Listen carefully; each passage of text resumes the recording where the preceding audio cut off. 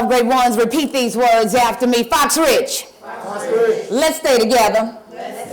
Fox Ridge. Like birds of a feather. Through bad times or whatever. Let's stay together.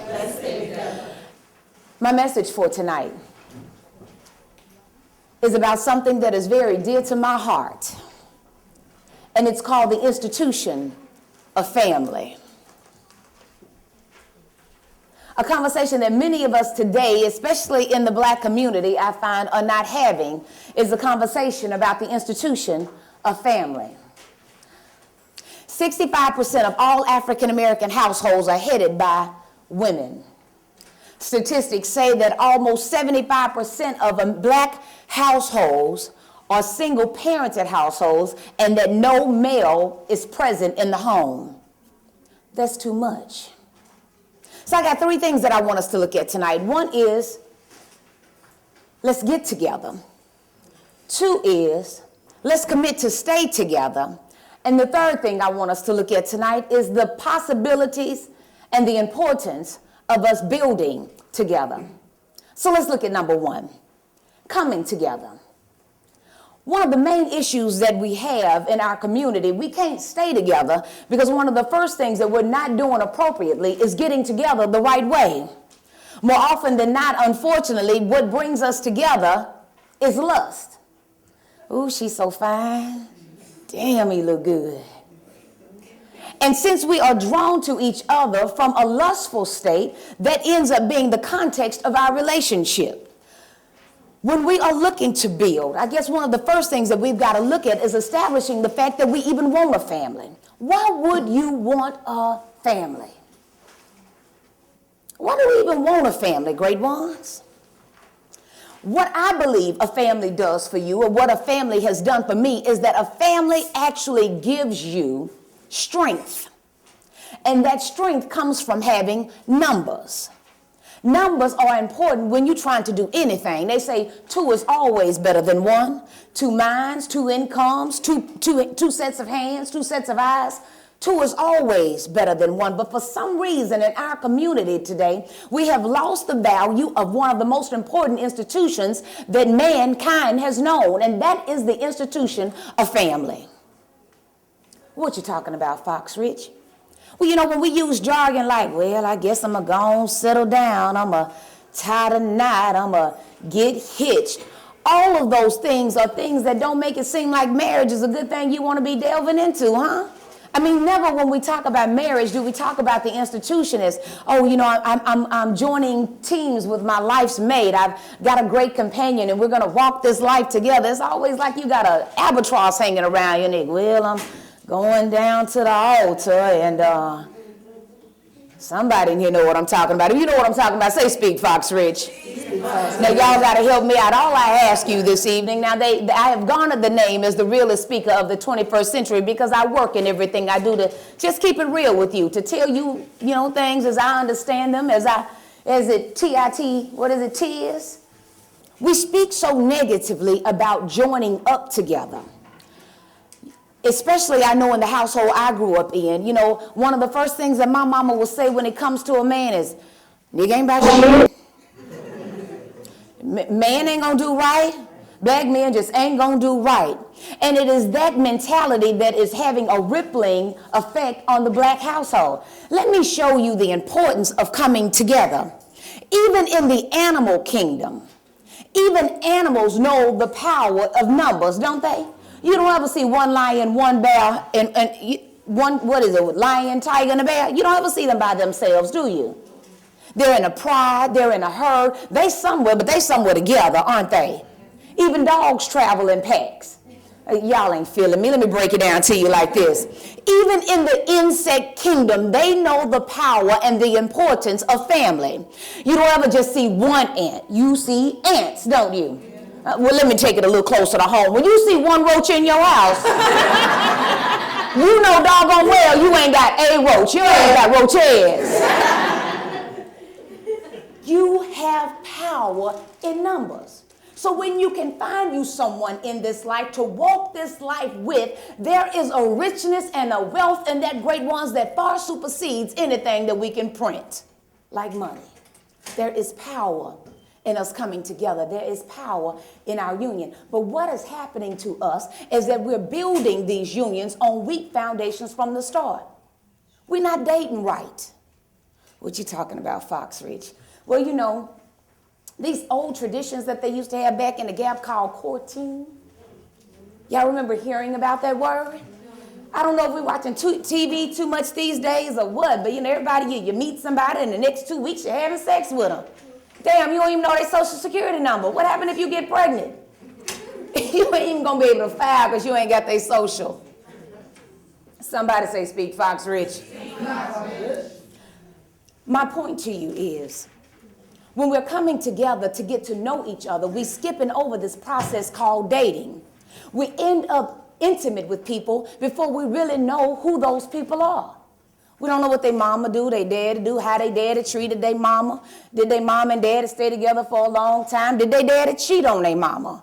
What kind of work did their mom and daddy do? What kind of lifestyle or things did they teach them? All of those things are important when you talk about finding a life's mate for yourself. Somebody hear me up in here.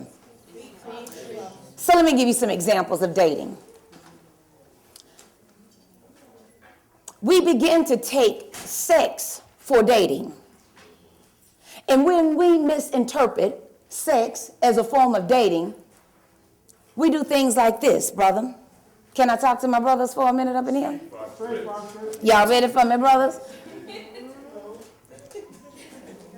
When a man and woman comes together intimately with each other, as brothers, we have a tendency to just think that, you know, we just gonna hit it, we're gonna get us some, and that's gonna be that. What we fail to realize is that sex is more than just sex. When you engage with someone or when you copulate with them, you are embedding everything that you are inside of that woman's temple. Everything you ain't, hope to be, ain't gonna be, never will wanna be, is all in your life's protoplasm. So when you come together, transcend into what I call that woman's heaven, you release everything that you are in her, your life's essence. Now check it out. How many of you have heard the terminology before, what they call a woman that gives it up on the first night? A hoe? Y'all heard that too, huh? Okay. Now, let me ask you this question. How many of you brothers in here have played sports before? Basketball, football? What does your basketball or football, your coach tell you before a game? No sex. Sisters, and even my sisters know, they say no sex. Why do they tell you not to have intercourse before a game, brother? Weak. Because it makes you weak. What you feel like doing after you have sex, brothers? Go to sleep. Overwhelmingly, the answer is, now every now and then I get a brother that tell me, Fox, I make me a little sandwich, then I go to sleep. But I don't want you to think that it's just you, brothers. I mean, Time Magazine actually did some research on the matter, and they said that after copulation, after ejaculation, men actually need a lapse period for what they call it? Resuscitation, I guess you can say, or revitalization. They need a period for revitalization. So we know that intercourse makes you weak. After you have sex, your ass is tired. Now my question to you is, they say that a woman that gives it to you on the first night traditionally has been known to be a what now? A hoe. A hoe. Then my question becomes, great ones, is why would you let a hoe make you a weak-ass man? Oh, dog, Fox. I mean, you know, you are weaker after intercourse, right? And if this woman is not worth who you are, if she ain't about nothing, why would you want to allow a woman who is worthless make you into a weaker man? Now check this out. I know that was a little deep on you. I know that was a little deep. I know that was a little heavy. I'm going to put a little salve on it, and we're going to move on to the next one. When you are striving to be all that you can be in the society that has been designed historically for you not to succeed, in this system, you need all of the energy you can scrape, bomb, and borrow, brothers, to propel yourself to the next level in this life. So that means you ain't got no energy to be wasting, do you? Somebody say, speak Fox Rich. Your seed, brothers, It's priceless. But because you do not know the value of your seed, because you do not know that you have the potential, here we go, y'all ready for this one? It's kind of heavy. Because you have the potential to totally eradicate another race of people with your life's protoplasm. What you talking about, Fox? If you know the power of your seed, if you know the power of the ability to replicate yourself into this universe, you don't spread that around lightly. Wherever you plant your seeds, brother, it just may grow there.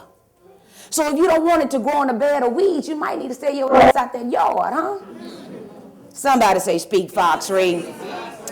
That's why we can't stay together, because number one, we ain't getting together the right way. Let's talk about how we get together, sisters. You see a brother, you think he fine. But one thing about brothers, great ones, if we don't make them value you from the onset, the likelihood of them valuing you 10 years from now is going to be slim to none. Now, unfortunately, the way that things are designed, it is like a big manhunt. Manhunt for him a woman. What you talking about, Fox? Men enjoy the chase, sisters. And because we give it up so easily now, we done remove the chase. There is no pursuit. Oh, you like me? Oh, okay, call me tonight. Here go my cell phone number, my mama number, my cousin number. And if I ain't at house, you can reach me at my auntie, brother, cousin, friend house. I'll be over there.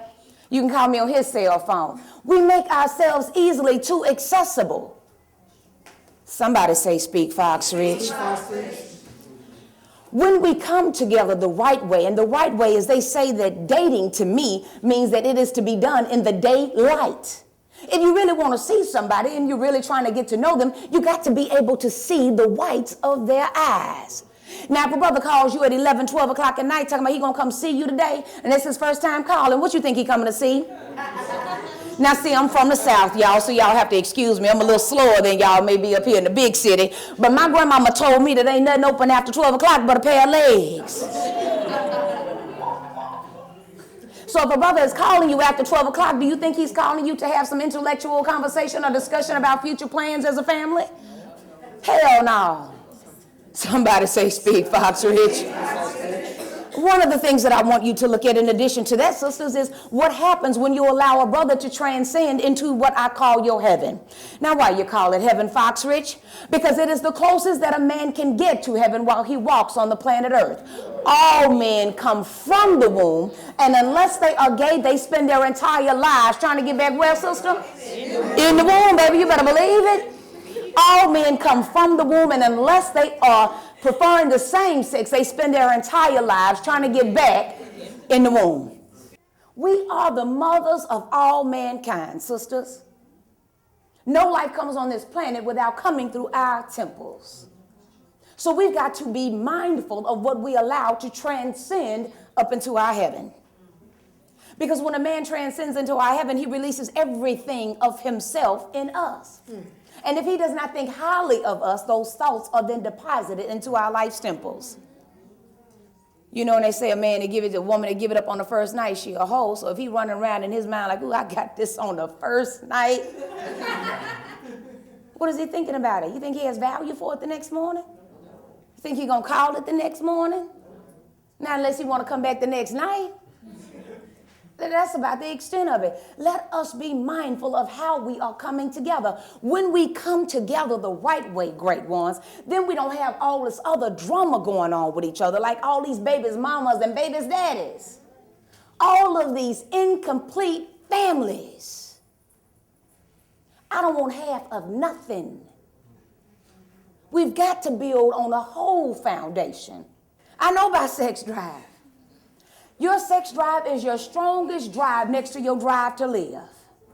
And brothers, when you can control your sex drive, when you can make your little head mine, your big head can take you a lot up further on up the road.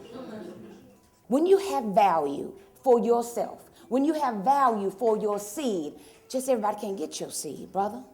Sisters, when you have value for what you possess, when you know you are a magnificent woman, when you know that you got it going on, everybody just can't come up on it. When you value something, you take better care of it. In order for us to stay together, we got to get together right. That means we've got to look at the rules for engagement. We've got to look at how we begin dating each other. Commitment. Anybody know what that big old dirty word means? Commitment. Everybody you know that's married cheating, ain't it?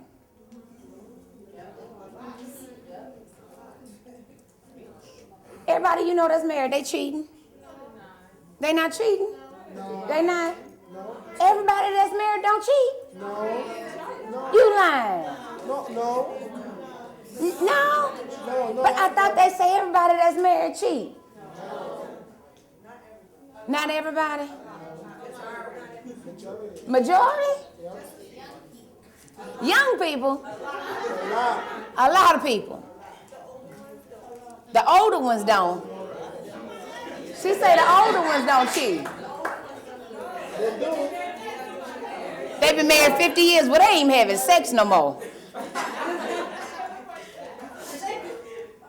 But genuinely, we don't commit to nothing. Things get hard, things get tough. The first thing we want to do is pack our shit and be like, I'm going to my mama's house. I don't know where you're going, but you're going to get out of my house. We don't commit to nothing. And you know, they say that old saying, my grandma say, why buy the cow when the milk is free? We get to shacking up with each other, playing house with each other when we really ain't no family. You want to play family, but you don't want to commit to what it means to be family. But you've been together all of this time. If you really want to do something, make a commitment to be together. What does commitment give you? Stability. Support. Freedom. What is security? Who doesn't want to feel secure in today's society? When we commit to each other, it gives us our own team. If you look at any team out there, think about how it takes all of them in order to make something work. If God intends for us, if it takes two people to create a life, don't you think it takes more than two people to raise one? But yet we've got women today and brothers today that are having babies and not with the people that they're bringing these lives into this planet with. Commitment. What are you willing to commit to, great ones? Identifying the need for a family in your life so that every move that you make, when you know what you really want for yourself, when you know overall what is best for you, then it makes it easier for you to make a commitment to it. Staying together. How many of you know somebody, as soon as somebody got in trouble, they was like, okay, it's over with, not just in a marriage. It takes a lot to make it work these days. It takes communication. It takes understanding. It takes putting up with each other. But overall, it is for the good of not just you, but for your family. When you build your own team, you position yourself for something greater than money. We talked about that. When you build your own team, that means you got your own. Have you ever seen ants work together? Have you ever really sat and watched them as they may have picked up a leaf and carried it over to another spot and went back and got another leaf and carried it over to another? Have you seen ants work together in such perfect syncrasies? Y'all so smart up here. God, dog.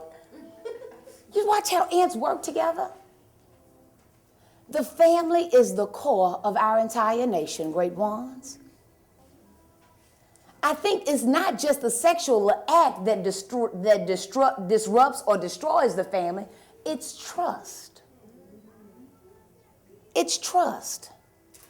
When you trust somebody, you can do anything with and for somebody. But don't it feel good when you got somebody you working with that you can trust?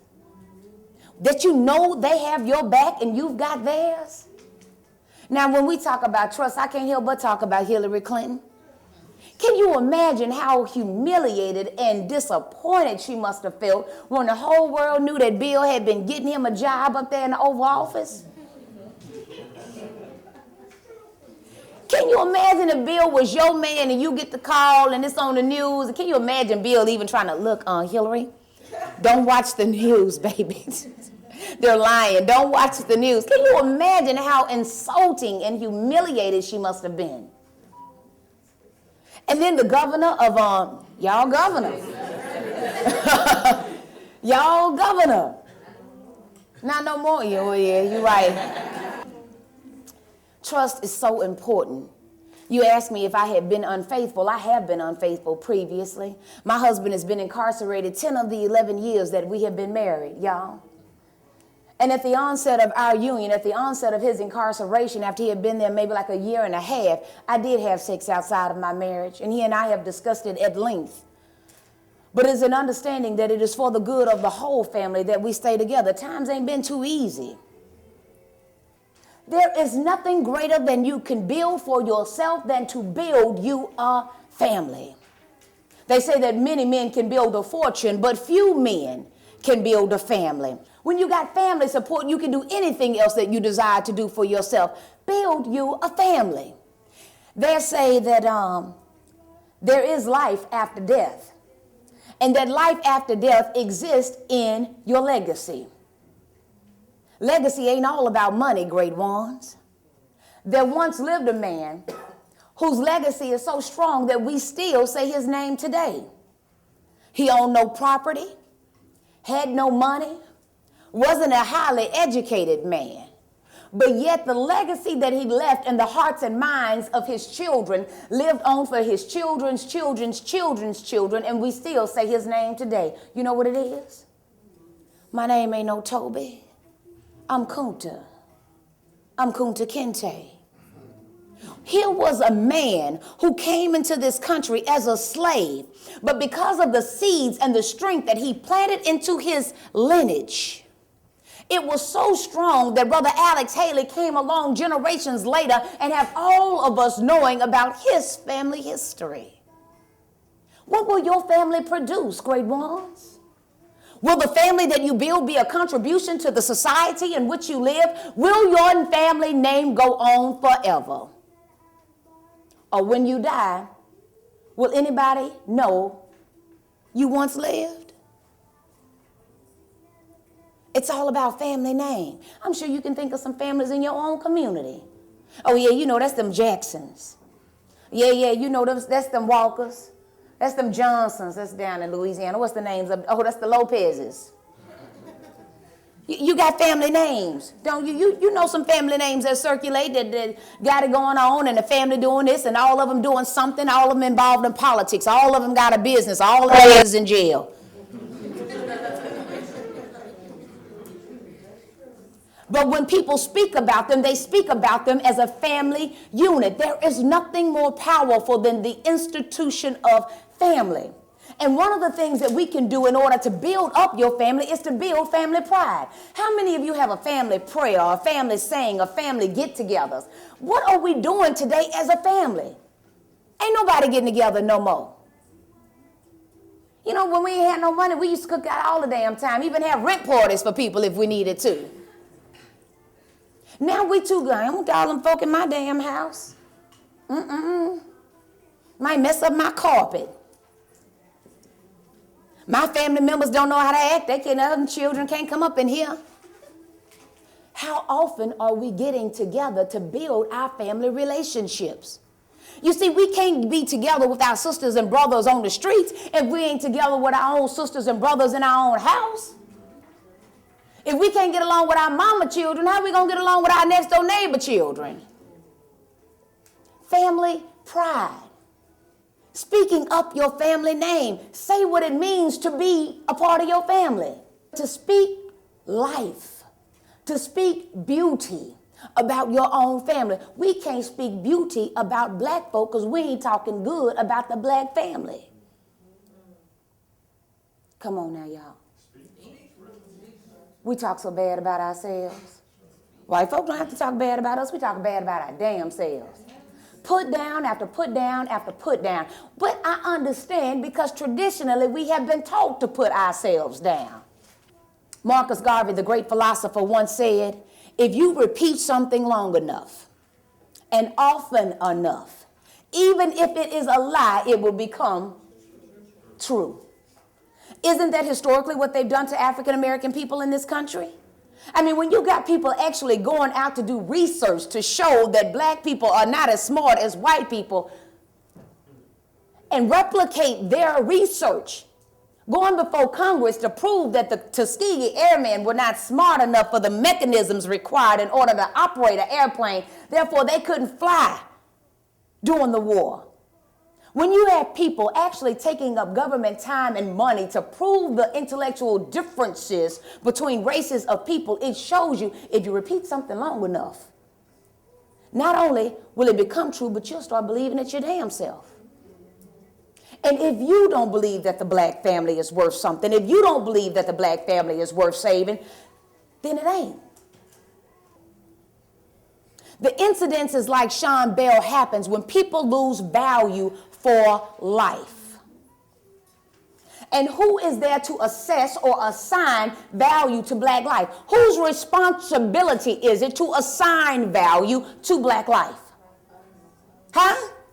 Who? You mean it ain't the Asians? No. It ain't the white people? No. It ain't the Chinese people? Who is it? Who? Y'all sure? Whose responsibility is it to assign value to black people? It's us. And we are only worth what we say we worth. Black life is only worth what we say it's worth. But you know what our problems? We don't think it's worth for ourselves. It is up for us to speak good things about our family. Speak beautiful things about our people. Because the people come from the family. Whatever you think about your family is what you're going to think about your larger family. If you don't think about nothing about the people that's closest to you, you ain't going to think nothing about the larger family that you have. Build family pride. Make your family's last name mean something. How do you make it mean something, Foxrich? What you got to do, go to the moon? No. Just go out and be kind to other folk. Be kind to each other. Treat each other with a little loving kindness. I got this national holiday I wanna implement. It's called Day of the Ark. Day of Acts of Random Kindness. A day that we spend the day doing nothing but actually concentrating and focusing on not buying folks stuff, but doing something nice, like holding the door when they pass, like smiling when we walk by each other, by asking somebody how are they doing and actually being concerned, not just some voidless statement. Family, great ones, it's the key to everything else that we're dealing with.